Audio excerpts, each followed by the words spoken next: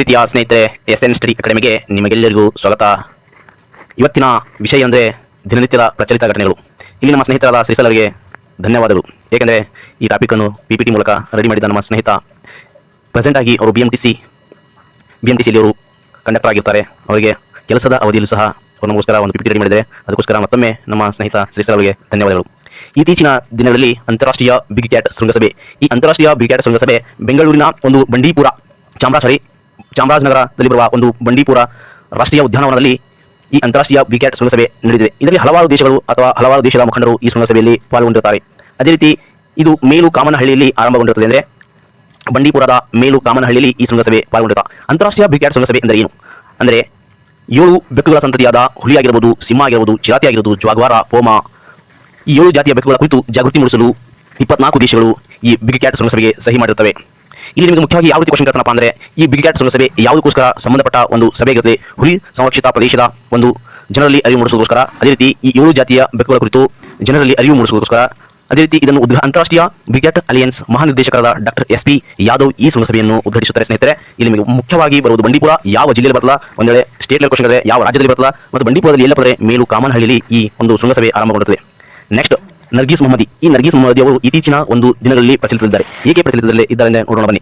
ಇರಾನ್ನ ಮಾನವ ಹಕ್ಕುಗಳ ಹೋರಾಟಗಾರ್ತಿಯಂತೆ ಪ್ರಸಿದ್ಧರಾದ ನರ್ಗೀಸ್ ಮೊಹಮ್ಮದಿ ಇವರು ಯಾವ ದೇಶದವರಪ್ಪ ಅಂದರೆ ಇರಾನ್ ದೇಶದ ಮಾನವ ಹಕ್ಕುಗಳ ಹೋರಾಟಗಾರ್ತಿ.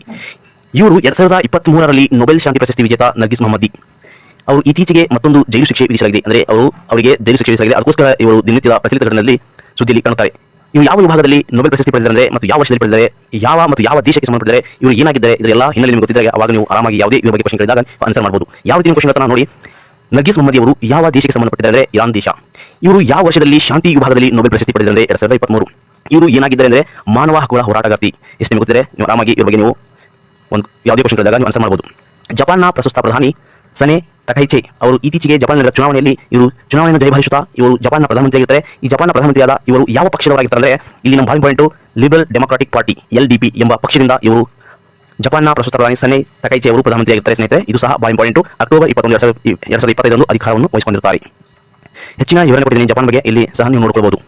ಸಣ್ಣ ಉದ್ಯಮಿಗಳಿಗೆ ಅಡಮಾನ ರಹಿತ ಸಾಲದ ಮಿತಿ 20 ಲಕ್ಷ ರೂಪಾಯಿ ಏರಿಕೆ.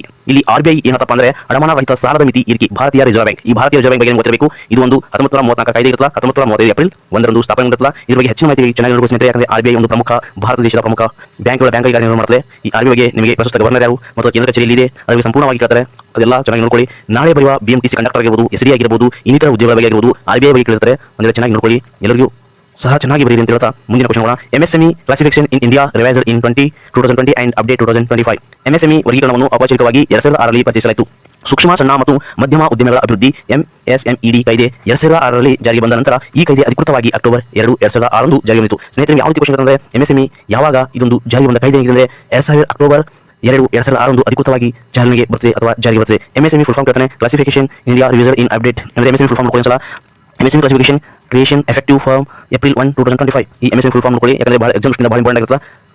ಭಾರತ ಟ್ಯಾಕ್ಸಿ ಭಾರತದ ಮೊದಲ ಸರ್ಕಾರಿ ಬೆಂಬಲಿತ ಮತ್ತು ಚಾಲಕರ ಒಡೆತನ ಸಹಕಾರಿ ರೈಡ್ ಹೆಲ್ಲಿಂಗ್ ವೇದಿಕೆಯಾಗಿದೆ. ಇದನ್ನು ಫೆಬ್ರವರಿ 5, 2026ರಂದು ಅಧಿಕೃತವಾಗಿ ಪ್ರಾರಂಭಿಸಲಾಯಿತು. ಸಹಕಾರಿ ಮಾದರಿ ಸಾರಥಿಯೇ ಮಾಲೀಕ ಎಂಬ ತತ್ವದಡಿ ಕಾರ್ಯನಿರ್ವಹಿಸುವ ಒಂದು ಭಾರತ ಟ್ಯಾಕ್ಸಿ ಖಾಸಗಿ ಕಂಪನಿಗಳಿಗಿಂತ ಭಿನ್ನವಾಗಿ ಚಾಲಕರಿಗೆ ಈ ವೇದಿಕೆ ಪಾರದರ್ಶಕವಾಗಿದೆ.